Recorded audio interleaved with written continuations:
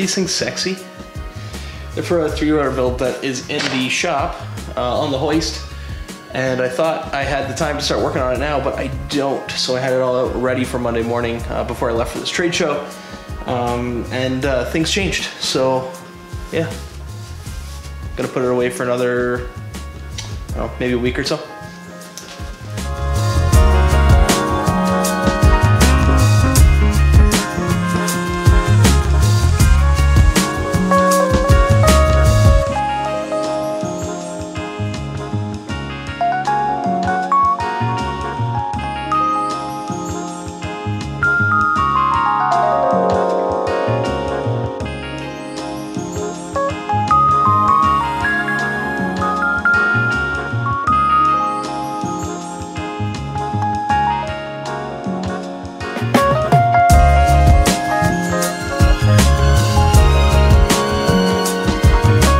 This will make more sense later.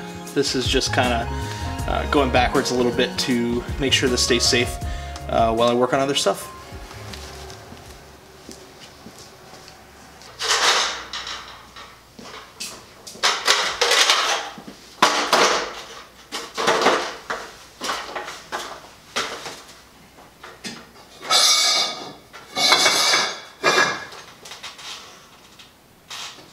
Cut myself already.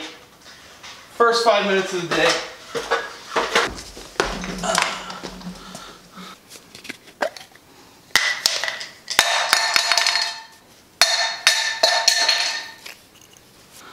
So the trick is little glue, and then smear it so it dries almost immediately. Sometimes it's tough to get. As soon as you get that base layer, you're free to glue. Cuts like this are annoying for the type of work I'm doing today, but thus is life.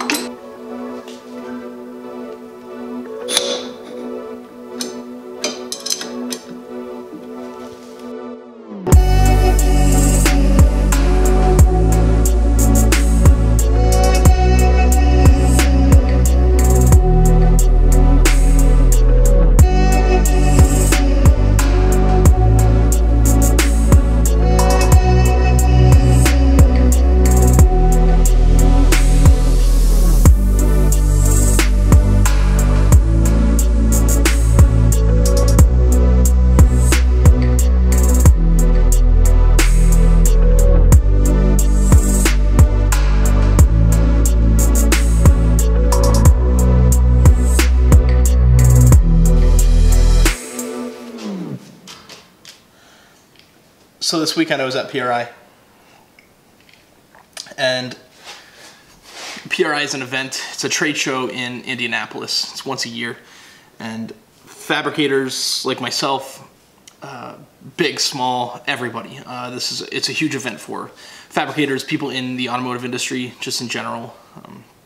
It's an amazing way to see what's on the market, what's around, new innovations, and also just to meet people that you have never met before that you might deal with all the time. One of the biggest things about PRI is that if you don't like being around large groups of people, like myself, it can be a horrible place with lots of people walking around that aren't sure where they're going. Like, let me put it this way: when I'm walking somewhere, I usually have a destination in mind, or at least a mission. So if I'm going from here to there, it's intentional. There's something I'm doing over there. There's just a lot of saunterers at PRI, and it's very frustrating to somebody like me. But anyways, that doesn't matter. They are there to look at the products, and I guess sauntering is fine. But one of the biggest things that I took away from PRI was a question for myself, and I just want to, just talk it through a little bit on here. Walking around PRI, there are a lot of similar products. There's nothing wrong with that. I don't think that you'll ever... it's not often that you have a monopoly on the market. So you're usually sharing that space with somebody else, which is completely fine. If anything, it's ideal. Because without competition, there is no drive to innovate. And some people are born with that need to constantly keep pushing forward and pursuing and gaining traction and taking ground. But I find a lot of times, at least in business, because you end up playing it a little bit safe, that you find a niche and you're a monopoly in that market, and then you kind of just get a little soft because of it. Having competition is a great way to always remember that somebody is trying to take the food from your plate. And that's not their fault, and it's not your problem. Or I'm sorry, it's the other way around. It's not their problem, and it's not necessarily your fault. But you need to always remember that somebody is waiting to get into your space. Almost all of the business decisions that I make here, the jobs that I choose to take on, the ventures that I choose to get involved with, they all center around asking myself, what is the secret sauce in our product? And what other people are in the market, and are they already killing it? Because if you are in a market with 3 other major competitors that have it cornered and that are doing everything right, their price is amazing, their quality is unmatchable, great customer service, then the question I ask is, why are you there? Does that have to be explained to somebody that this is what we do better? Or is it something that's just like, it's very easy to set you two apart? If it is the same as everybody else, you are taking a diluted market and you're trying to squeeze it and milk it for more money. And everybody makes a little bit less, and you work really, really hard to make maybe not just a living, but to go past that. In small business, you think about so many other things that you don't have vacation, sick days, you don't have unemployment for the winter if you don't work all winter for roofing, let's say. If you're an existing business, be sure that you are set apart, not just in minute, small details, but truly set apart. Something that you don't need a salesman to go over and hand you a catalog and say, this is what makes us different. These slight differences. Cell phones are a really good example. I'm not an Apple fanboy, but I do see the secret sauce that Apple uses in their products. They've developed a culture. That's very irreplaceable. That's also maybe the best kind of secret sauce you can have is developing a culture around your brand, that people buy it regardless of features. They buy it because they're sold out to it, and that it's compatible with all of their other devices that are from your same brand. That's really clever, and it's very good. I'm not saying that that's done maliciously just to take your money, but I am saying it's cool. I I can understand it. I can get behind it. I enjoy Starbucks, and Starbucks has a very similar culture about it. So all I'm saying is really make sure that what you have and what you're doing is a secret sauce. It's not just the same as anybody else, because I can tell you from experience that you will just be treading water, wasting your time in a market. But when you find something that sets you apart, or that you truly love to do, and the enthusiasm just oozes off of you, and that is a new thing. That is something special that sets you apart, and that sets you up for major success. Lots of moves and lots of plays have to be done in the middle of all of that, but you start on a very, very good foundation. So that is it. That's kind of all I have to say here. Let's get back to work.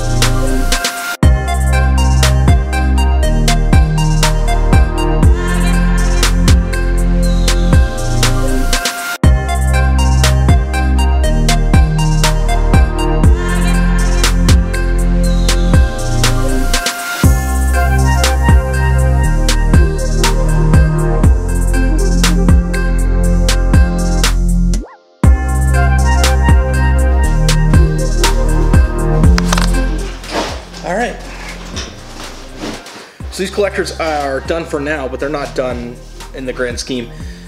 They still get trimmed, obviously. They don't go through a hole this size. They get trimmed and fit. In this specific application, they're going to kind of a style like this for a V-band EFR inlet on the Miatas. And I'm not going to film that because I'll just do this kind of in pieces as I can. I do need to keep workflow going through here, so. But yeah, I would. I'm definitely interested in seeing what you liked about this video and what you didn't like. This is a creative outlet. I've said this before. This is a creative outlet for me to just have fun with this and to just kind of document some of the stuff I do here. So if it's interesting to you, let me know. And if you, yeah, I can definitely looking forward to that criticism. That pretty much wraps this up. We got a ton of snow outside, so I'm going to go deal with that. Because Canada. All right.